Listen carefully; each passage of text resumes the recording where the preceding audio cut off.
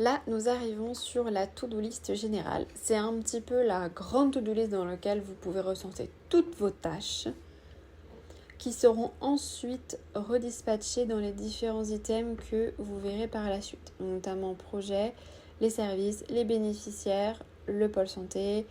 Voilà, donc là il y a tout plein de tâches. Les bénéficiaires, bien sûr, à qui vous aurez attribué la tâche que vous devez faire.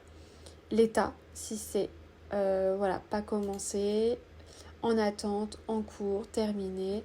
Donc là, en attente, par exemple, c'est des choses à laquelle vous n'avez pas la main dessus. Vous devez attendre, par exemple, le retour d'un écrit d'un collègue, ou alors le retour de la pharmacie, le retour d'un document par le parent. Vous avez fait la démarche, mais la famille doit vous donner un papier. Vous pouvez mettre du coup en attente. Voilà. Donc ensuite, là, c'est la tâche, ce que vous vous attribuez, qui gère. Donc là, en l'occurrence, c'est moi.